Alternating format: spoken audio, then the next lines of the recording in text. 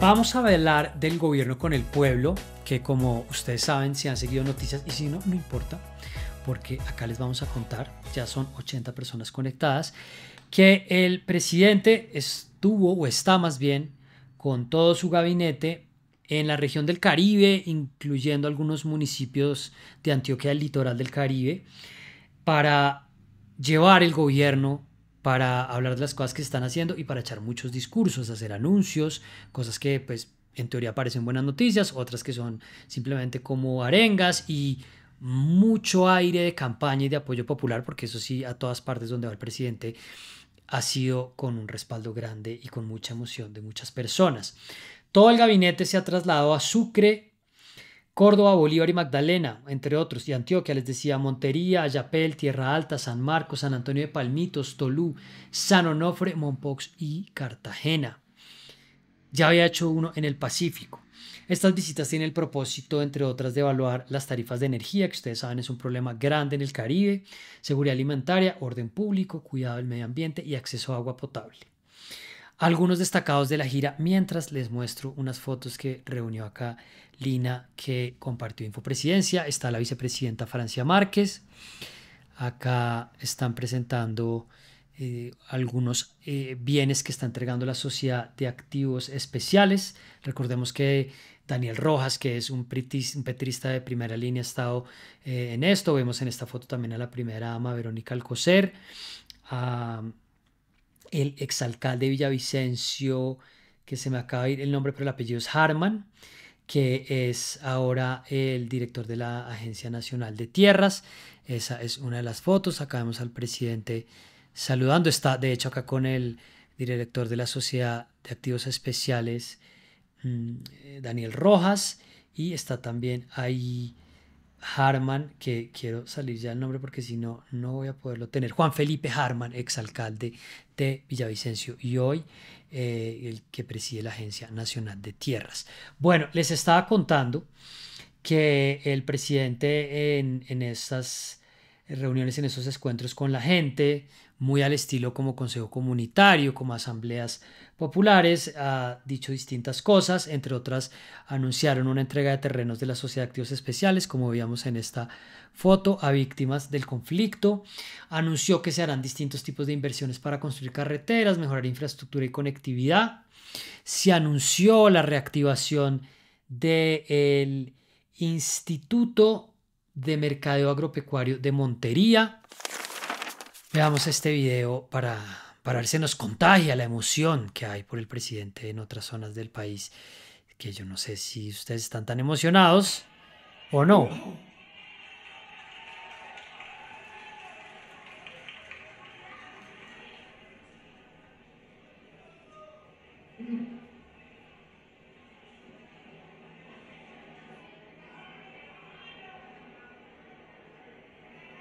Gracias.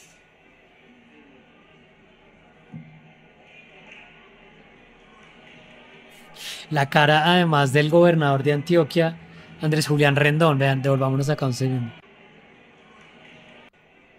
Acá. Que además le requisaron la maleta. Se tomó foto con el presidente.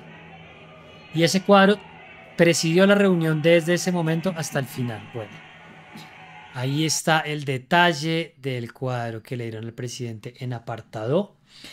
Y bueno, esto ha sido una mezcla de Petro gobernando en campaña, Petro haciendo anuncios, pasando al tablero a sus ministros, con mucho apoyo popular y con su lápiz. No le hemos podido mandar al presidente el lápiz de charlas con Charlie, gente. ¿Cómo hacemos?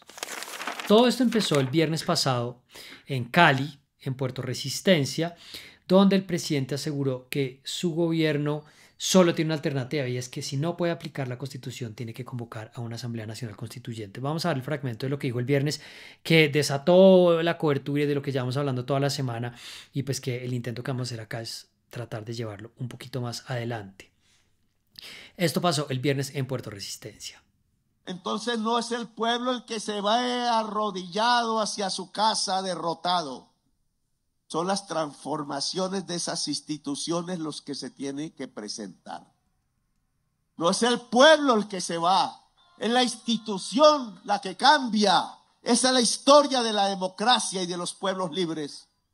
Y por tanto, si esta posibilidad de un gobierno electo popularmente en medio de este Estado y bajo la Constitución de Colombia no puede aplicar la Constitución porque lo rodean para no aplicarla y le impiden, entonces Colombia tiene que ir a una Asamblea Nacional Constituyente. Empecemos por Montería, donde hace 2 días dijo lo siguiente sobre el tema de la Constitución. Empecemos por acá.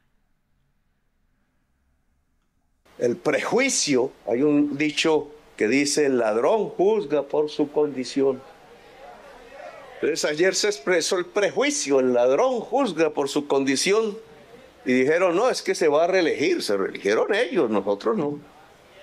Que no, que es que se va a volver dictador. Dictadores ellos, nosotros no, nosotros somos demócratas. Que es que queremos cambiar la Constitución del 91, si nosotros la hicimos. Ojo que acá entran unas arengas contra RCN, contra Caracol y contra Semana. Oigan esto. Nosotros hicimos la Constitución del 91. Pero la Constitución del 91 fue contrarreformada en 2 temas fundamentales. Que la educación pública iba a ser la prioridad de la inversión del Estado colombiano, eso lo quitaron. Y es una lamentable decisión. Y que los mecanismos de hacer una reforma agraria que estaba en la Constitución, también las quitaron. Nos quedamos sin educación pública y sin reforma agraria. Eso hay que reconstituirlo. 2, hay una serie de temas que han aparecido. No me voy a prolongar ahora porque venimos a hablar de otro tema. Pero hay una serie de temas, de hechos que están impidiendo el desarrollo de la sociedad colombiana. Lo detienen, lo hacen echar para atrás.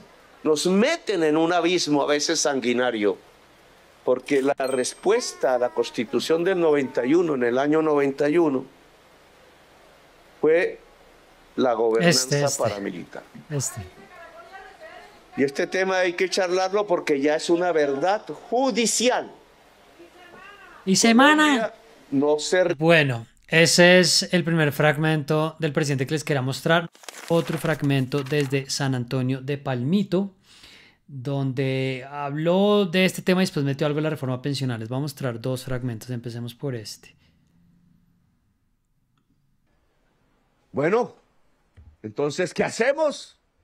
Yo lo que he propuesto es que nos constituyamos como pueblo. Que el pueblo sea constituyente. Eso significa mover millones de personas. Ojo, eso no son como las manifestaciones que yo hacía en la campaña de simpatizantes, amigos y amigas. Buenas, sí, eran las manifestaciones. Y ganamos, pero eso no basta. Ahora tenemos que movernos por el doble, lo cual significa que quienes no votan tenemos que movilizarlos. Y que los engañados por votar por criminales, porque eso fue lo que hicieron, criminales, tenemos que convencerlos para que ahora se muevan con nosotros. Para ser un pueblo constituyente hay que mover las mayorías nacionales, no solamente las mayorías electorales. Es una tarea inmensa. Puede que se verifique antes de que termine este gobierno, ojalá. Puede que se verifiquen las elecciones del 26 porque esa decisión pasa por las urnas. O puede que se verifique después. Pero esta decisión aquí, donde estaba la capital del gobierno paramilitar y ahora que entregamos al campesinado, debe ser la decisión de volvernos poder, no solo gobierno. La decisión de volvernos poder. Entonces, no es una asamblea constituyente, sino que nos vamos a constituir, nos estamos constituyendo, tú te constituyes, tú te reconstituyes, nosotros nos reconstituimos. Es como una cosa que combina sacar a la gente a la calle, una movilización, las asambleas, bueno, ahí queda pues completamente diluido el tema. Y pues ahí aprovechó el presidente, y este último fragmento que les quería mostrar, para hablar de cómo están hundiendo la reforma pensional, que de hecho es una de las que todavía tiene más opción dentro del Congreso, pero parte del impacto que tuvo el anuncio que él hizo es que pues se le terminó de empantanar todo en el Congreso, que me pregunto yo si el presidente pues no tenía claro que eso iba a suceder, que eso era de ahí, eso era de ahí. A ver, veamos este pedazo. Senadores uribistas, me pregunto yo, que le quitan a 3 millones de viejos y viejas en toda Colombia la posibilidad de tener un bono pensional solo para que 2 banqueros se queden con la plata de los cotizantes. No es lo mismo. No han cambiado nada su mentalidad cuando se silenciaban en el Senado mientras asesinaban 6.402 jóvenes inocentes. O sea, básicamente dice que mentalidad paramilitar, no apoyar la reforma a la salud.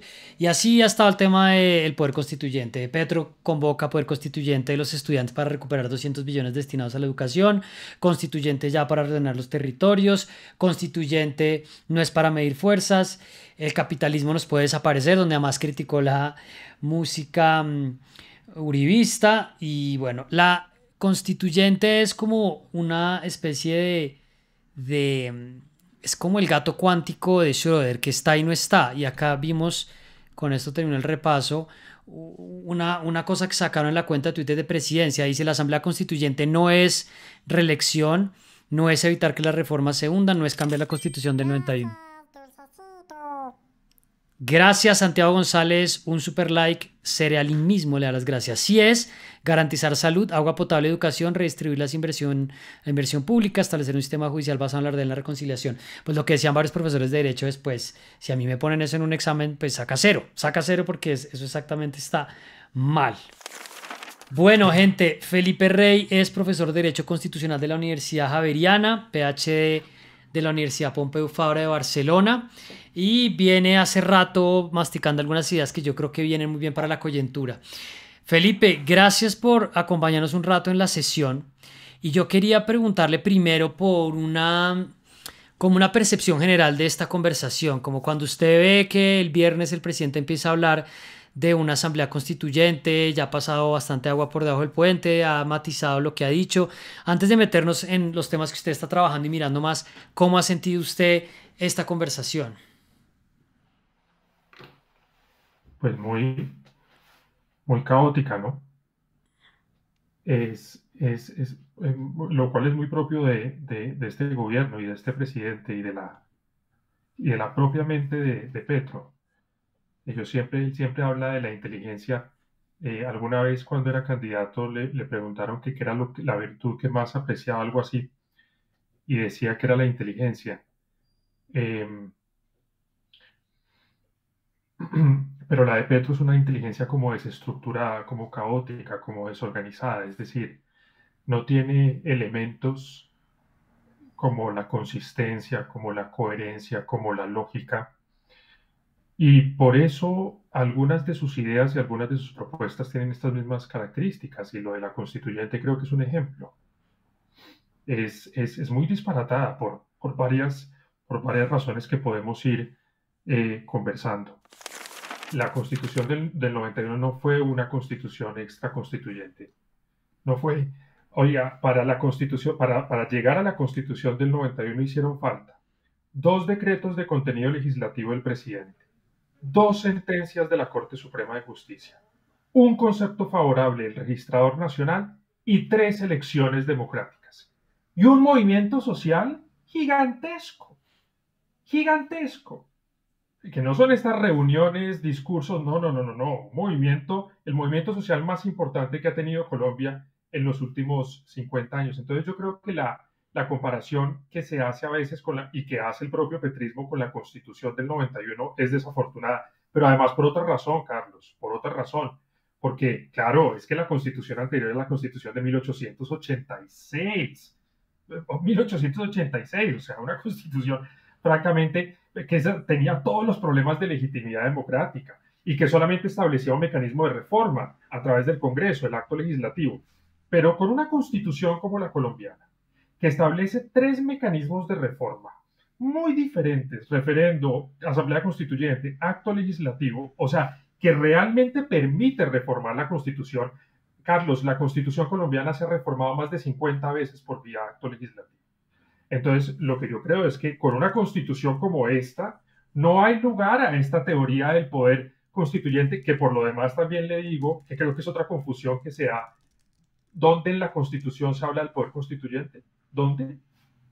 ¿En qué parte de la Constitución se menciona el concepto? No, eso es una teoría, el poder constituyente, eso es una teoría. Y como toda teoría es rebatible. Hay personas que no estamos de acuerdo con la teoría del poder constituyente, que nos parece una teoría confusa, que nos parece una teoría además que ha sido utilizada para unas finalidades tremendas. Pero hagamos ahí, no solo de izquierda, sino de derecha. pero ¿cómo Entonces, podríamos definir de manera breve esa teoría del poder constituyente que en últimas es la que parece subyacer a lo que está diciendo el presidente? esa teoría del poder constituyente consiste en que el pueblo tiene muchas aristas, tiene muchas vertientes, pero básicamente la teoría dice que el poder de reforma constitucional descansa en el pueblo, que existe un poder constituyente originario, que es el pueblo mismo, y que existe un poder constituyente derivado, que son las instituciones que el pueblo autoriza para reformar la Constitución. Esa es básicamente la teoría. Es una teoría que me parece supremamente discutible. Yo siempre la he cuestionado, entre otras razones por esto, entre otras razones porque sobre todo la noción de constituyente originario, esta idea de pueblo, permite todo tipo de manipulaciones, y yo no creo, le repito Carlos, creo que este es mi punto principal, yo no creo que con una constitución como la colombiana, que establece vías claras para la reforma constitucional, no creo que haya lugar a una, digamos, teoría básica del poder constituyente que le permite al pueblo, digamos, en una revolución o algo por el estilo, reformar la Constitución. Yo no creo en eso. Bueno, entonces, venga, le añado otro comentario que me parece interesante. Dice Santiago que está aquí activo en las críticas. Yo estoy leyendo los comentarios de los que no están de acuerdo. Creo que Petro está apuntando a que la legitimidad de la Constitución proviene de que se cumpla en la vida real. Si no se cumple por culpa de las instituciones y distorsiones de poder, pierde legitimidad. Me parece un argumento válido y a eso le quiero sumar otro para que usted me diga qué opina. Y es, plantea usted mismo que la Constitución se ha reformado más de 50 veces, que es parte del argumento que uno extrae lo que dice el presidente y es, pues la Constitución del 91 ya no es la Constitución del 91. Entonces, en el sentido de cambios que se le han venido haciendo, que le han quitado pues su naturaleza misma, él habla de una reforma constitucional a la educación que quitó el origen inicial de lo que se ha planteado en el texto que se aprobó. Entonces, esos dos puntos me parecían interesantes. Por un lado, ¿cómo interpreta desde el derecho constitucional ese argumento que es muy político de decir la Constitución no se está cumpliendo y lo que necesitamos es cumplirla? ¿Cómo se cumple? Con las reformas que yo quiero hacer, porque finalmente el presidente dice la Constitución no se cumple porque es que no aceptan mis reformas. Es de hecho el gobierno paramilitar, un argumento con el que yo tengo mucha distancia, decir, bueno, es que las reformas no se están hundiendo simplemente porque es que los paras quieren gobernar. Pero ¿cómo responde usted a ese punto y al hecho también de que la Constitución ha sido reformada tantas veces? Pues con lo contrario. Con lo contrario, es que a mí me parece que lo que está pasando demuestra que la Constitución colombiana sí se cumple. Y eso es lo que le molesta a Petro.